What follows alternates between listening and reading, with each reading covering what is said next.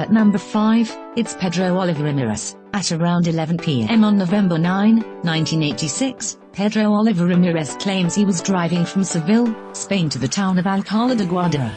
Being no stranger to this trek, it came as a shock when he allegedly went around a curve and found himself driving on an unfamiliar, straight, 6-lane highway. He was surrounded by foreign structures and bizarre terrain. He felt a sensation of heat while a chorus of voices rang out in the distance. One voice stood out among the others, telling him that he had just been teleported to another dimension. The cars around him, which passed at intervals of exactly 8 minutes, were outdated and either white or beige with dark, narrow rectangles for license plates. After about an hour of confused driving, Ramirez found a turn off to his left, where signs stood pointing to Alcabala, Malaga, and Seville. Ramirez began driving towards Seville, but when he stopped, he was astonished to find he was looking at his home in Alcalá de Guadalajara. When he retraced his steps, he could not locate the crossroads, the road sign, or the 6-lane highway again.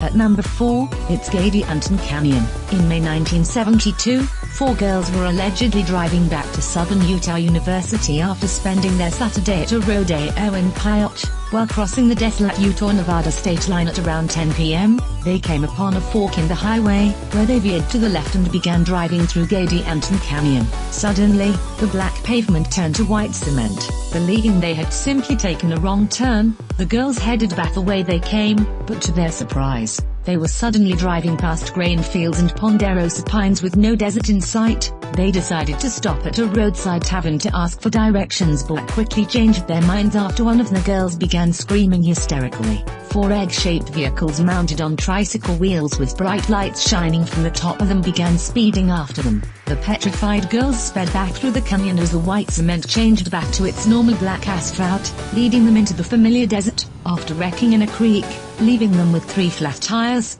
they waited until morning to hike to Highway 56, where they flagged down an obviously skeptical state trooper. As outlandish as their story seemed, the tire tracks they left are difficult to explain. The only tire tracks left by the girls' Chevy ended abruptly only 200 meters, about 600 feet into the desert, which leaves the mystery of how the girls ended up over 3 kilometers, to me, north of the highway with no physical evidence of their travels. The car was also missing a hubcap that was never located. Maybe it got lost somewhere in the Utah desert, or maybe it's being displayed at a museum on the park. At number 3, it's the Montauk Project. Based out of an abandoned Air Force radar station on the eastern end of Long Island, the Montauk Project was a series of top-secret United States government experiments following the Philadelphia experiment, whose purpose was to create the technology to render ships invisible to radar detection. The 1943 project was almost too much of a success, as the USS Eldridge supposedly went literally invisible before being teleported into another dimension, eventually reappearing off the coast of Norfolk, Virginia, because many of the crew died when the project went wrong and those who didn't were driven to the brink of insanity. Official funding for the Philadelphia experiment was pulled. However, scientists and military officials were fascinated with the experiment's results and wanted to continue exploring the possibilities of teleportation and interdimensional travel. So the Montauk Project was launched in the 1960s, headed by Dr. John von Neumann. The Montauk Project focused on examining the psychological changes of those who traveled through dimensions and determining why the Philadelphia experiment was a disaster despite its achievements in teleportation. According to their theories, humans are born with a time reference point that is linked to the electromagnetic fields unique to this earthen dimension.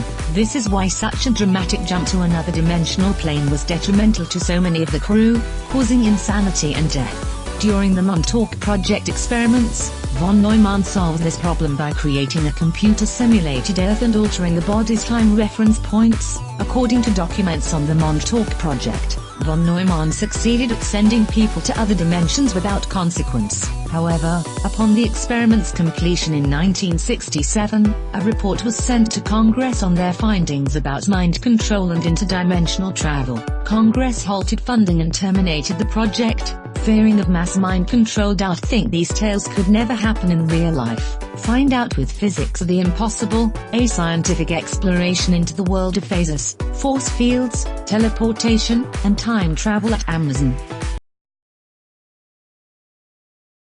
At At number 2, it's shadow people. According to Albert Einstein, there are 4 dimensions, 3 of space and 1 of time, with the special property of the ability to bend light. Stephen Hawking furthered this theory by questioning the possibility of many more dimensions existing in the realm of our universe. However, according to Hawking, matter and light are confined to the membrane of the dimension, making interdimensional travel impossible.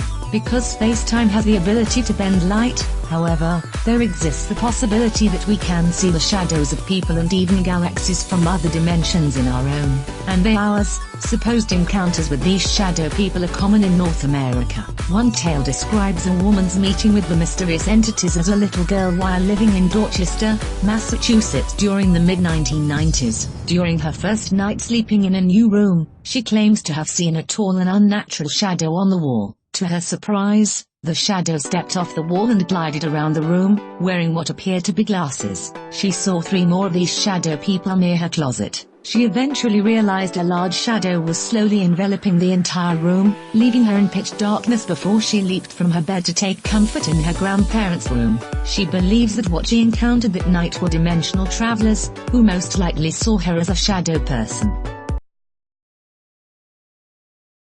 At number 1, it's Marcoasi stone forests. The Marcoasi stone forest lies in the Andes Mountains in Lima, Peru.